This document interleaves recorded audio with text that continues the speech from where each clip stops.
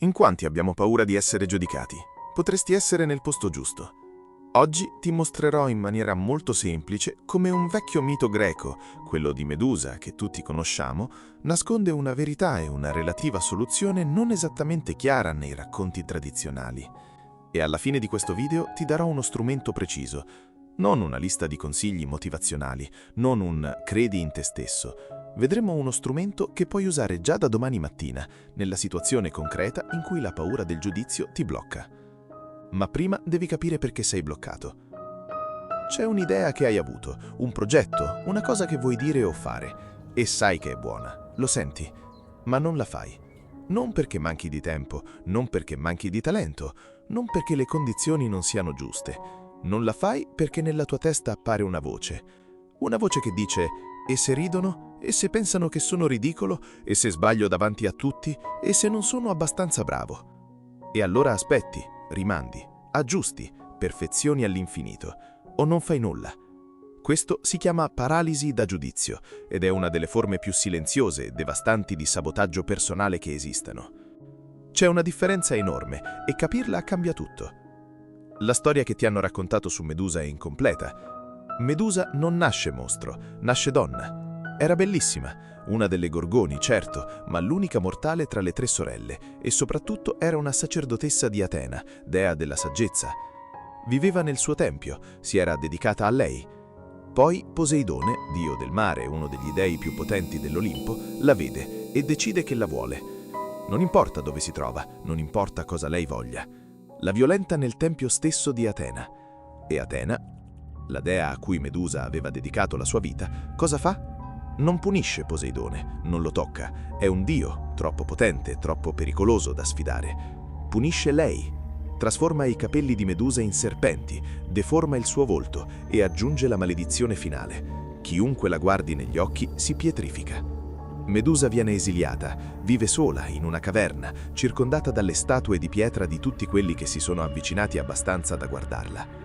Medusa non è diventata un mostro per quello che ha fatto, è diventata un mostro per come il mondo ha reagito guardandola. Poi arriva Perseo, inviato dagli dei per ucciderla, perché anche da morta la testa di Medusa è utile come arma. Perseo non la affronta guardandola in faccia, usa uno scudo lucido, come uno specchio. Guarda il riflesso, non la realtà, e in quel modo riesce a muoversi, ad avvicinarsi, ad agire. Non elimina il pericolo, cambia il modo in cui lo guarda. Medusa non ti uccide, ti pietrifica, e la pietrificazione è molto più pericolosa della morte. Perché puoi stare di pietra per anni, per decenni, con tutte le tue idee dentro, tutta la tua capacità congelata, tutta la tua vita in attesa di un momento che non arriva mai. Quindi, cos'è Medusa oggi? Medusa è lo sguardo degli altri, reale o immaginato. È il giudizio che proiettiamo sulle persone intorno a noi, anche quando quelle persone non ci stanno guardando, non ci stanno pensando, non si ricorderanno domani di quello che facciamo oggi. Il cervello umano ha un sistema di rilevamento del pericolo sociale che si è evoluto per migliaia di anni. In una comunità primitiva, essere esclusi dal gruppo significava morte. Il cervello ha imparato a trattare il giudizio sociale come una minaccia alla sopravvivenza. Il problema è che quel sistema non si è aggiornato. Oggi il tuo cervello reagisce alla paura di pubblicare un video o fare una presentazione come reagiva alla paura di essere cacciato dalla tribù, con la stessa intensità, con la stessa urgenza. Non sei debole, sei umano.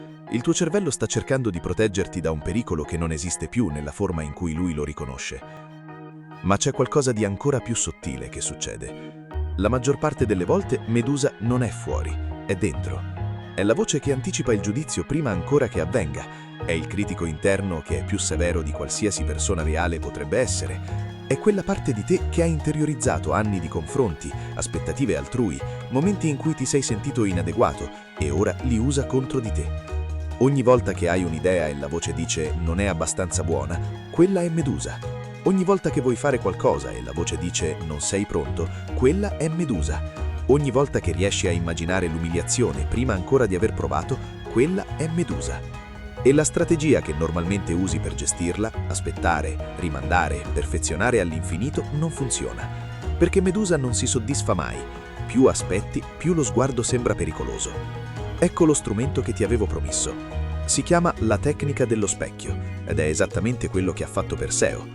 Perseo non ha affrontato Medusa in faccia, ha usato il riflesso. Questo significa non affrontare il giudizio direttamente, cambia l'angolo da cui lo guardi. In pratica funziona così. La prossima volta che la voce di Medusa arriva, quando stai per fare qualcosa e senti la paralisi, fatti queste 3 domande nell'ordine. Prima domanda. Questo giudizio è reale o immaginato? Il 90% delle volte stai reagendo a un giudizio che non è ancora avvenuto, che forse non avverrà mai, che esiste solo nella tua testa. Riconoscerlo non lo elimina, ma lo ridimensiona. Seconda domanda. Tra 5 anni mi importerà di questo momento? Quasi sempre la risposta è no. Quella presentazione che sembra enorme oggi, quella cosa che hai detto, quell'errore che hai fatto, tra 5 anni saranno invisibili. Questa prospettiva temporale non è per sminuire quello che fai, è per liberarti dal peso di farlo alla perfezione. Terza domanda. Cosa succederebbe se lo facessi male? Non cosa succederebbe se fallissi. Invece, se lo faccio e va male, qual è la conseguenza reale, concreta e misurabile? Quasi sempre la risposta è sopravvivibile. Quasi sempre il peggio scenario possibile è qualcosa da cui si riprende. Non stai eliminando Medusa, stai smettendo di guardarla direttamente. E questo è abbastanza per muoverti. Una nota importante, questo non è un esercizio da fare una volta, è un'abitudine. La prima volta che lo usi ci vorranno 10 minuti, la 100ª volta ci vorranno 10 secondi. Come qualsiasi muscolo si allena con l'uso. E ricorda, non sono uno psicologo e questo non è un percorso terapeutico. Se la paura del giudizio ti limita in modo significativo nella vita quotidiana, parlare con un professionista è la scelta giusta. Quello che ti sto dando è uno strumento pratico per i momenti quotidiani in cui Medusa ti blocca. Perseo alla fine non distrugge lo sguardo di Medusa, lo porta con sé nella sua borsa, come strumento. La testa di Medusa diventa la sua arma più potente, usata nei momenti in cui ha bisogno di pietrificare un nemico. Questo è il vero finale del mito, che nessuno racconta. Non elimina la tua paura, non supera il tuo limite. Impara a portarla con te in modo diverso. La paura del giudizio non sparirà, non dovrebbe sparire del tutto. Quella voce che dice stai attento ha il suo ruolo, ti protegge da rischi reali, ti spinge a prepararti meglio, ti tiene onesto con te stesso. Il problema non è sentirla, è lasciarle decidere al posto tuo. Perseo non ha aspettato di non avere paura per andare avanti, ha cambiato il modo in cui guardava il pericolo e ha agito lo stesso. La paralisi non è la fine. È il segnale che stai per fare qualcosa che conta. Se ti sei riconosciuto in qualcosa di quello che hai sentito oggi, dimmi nei commenti qual è la cosa che rimandi da più tempo per paura del giudizio. Non deve essere grande, anche piccola. Scriverlo è già il primo uso dello specchio di Perseo.